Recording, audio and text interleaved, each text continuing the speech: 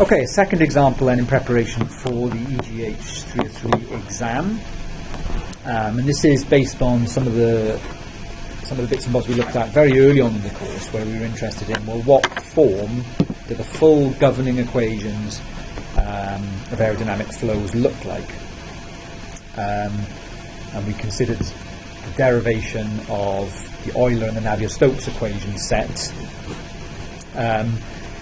So we've been through this derivation before, but again, this might come up. There's no reason why this couldn't come up as part of an exam question. And this example requires to, by consideration of the mass flux into and out of a control volume fixed in space. Remember, this is what we call the Eulerian approach, as opposed to the Lagrangian approach, which, again, if those two terms don't ring bells, then perhaps have a little read through those pages in the lecture notes. Show that the 2D continuity equation in the Euler equation set can be written in the following form. And this should be a form that you at least recognise now, even if you wouldn't be able to recall this. That this is the continuity equation, or the mass conservation equation, which is the same in the Euler and the Navier-Stokes equation sets for a 2D flow. Rho, in this case, is density, t is time, x and y are Cartesian spatial components, the x and y directions, and u and v are the velocity field components in the x and y directions. This is the method I'm going to go through here. To do this is identical to the one that we did in lectures back at the start of the course. So the first thing I suggest you do if you get given a problem like this is sketch out a really good diagram. Now, it doesn't specify exactly what this control volume should look like, but generally speaking, unless specified otherwise, a rectangular control volume makes sense for problems like this. And we'll state that at the centre of this control volume, the density is rho, the velocity is uv, the velocity field is given by uv.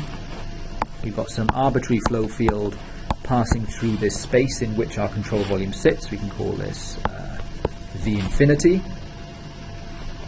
Let's give this control volume dimensions. So we'll say it's delta x in this direction, delta y in this direction.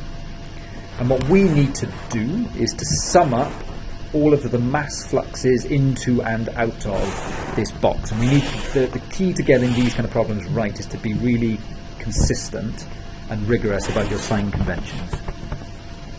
So let's say that the mass flux into this side here is given by x in. The mass flux in at this side is given by y in. We'll call this x out, and we'll call this y out.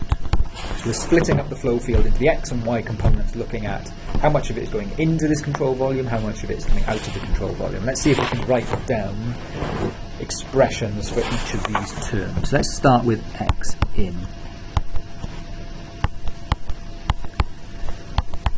Well, mass flux is given by rho AV, the density field, multiplied by the area through which the flow is passing times the velocity.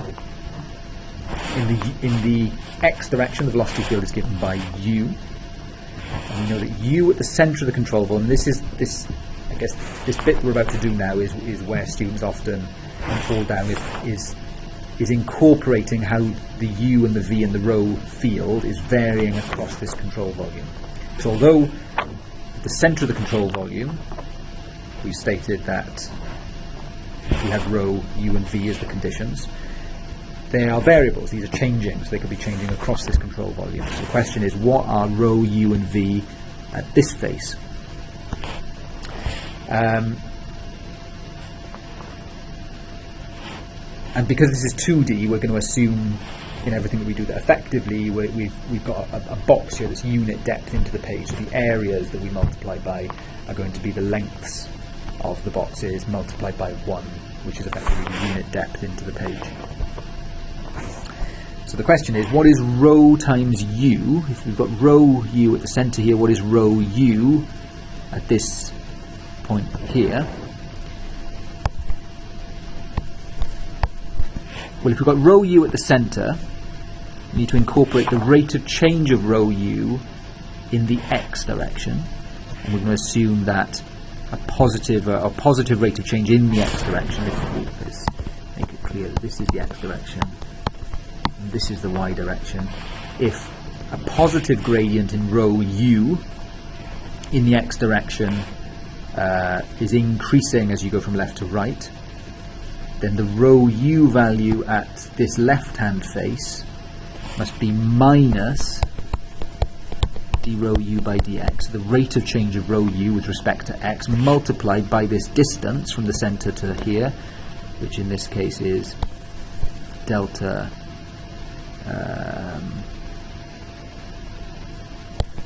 x upon 2, and then so that's your row times u, and then multiplied by a is going to be delta y times 1 effectively. Okay, so just let's make clear up here that we're using m dot is equal to rho a v to work out our mass fluxes. Similarly, x out is going to look very similar.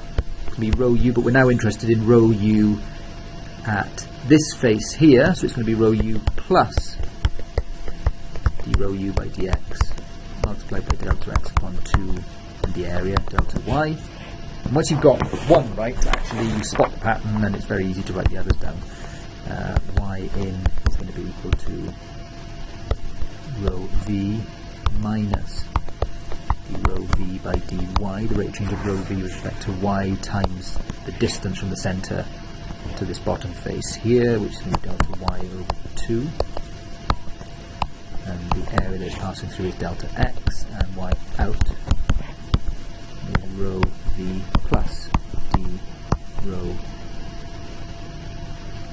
v by dy delta y over 2 times delta x.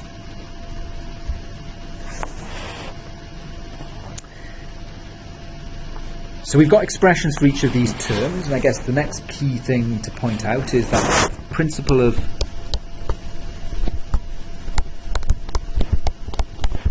conservation of mass states, or implies, that if we sum those contributions together, x in, we need to get our sign convention right here, so we're going to assume that mass fluxes in are positive, out are negative, so x in minus, write in black, minus x out plus y in minus y out. And this is a really important point that often students make mistakes on. That's not equal to 0. Okay, so the conservation of mass doesn't say that the mass flux in must be equal to the mass flux out. What it states is the mass flux in minus the mass flux out will be equal to the rate of change of mass within the control volume with respect to time. And that is given by rho times the volume of the box, because mass is density times volume. So that's delta x and delta y effectively times 1, because unit depth into the page with respect to time. And often students will try and do this derivation, put 0 on the end there, and then can't figure out where that time-dependent term appears from.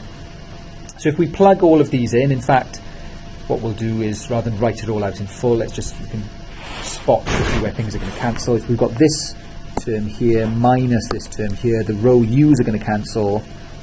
We're going to get one lot of this added on, or this subtracted from this. So these kind of halves are going to add together to give a whole term. So let's put that in. So we're going to get a d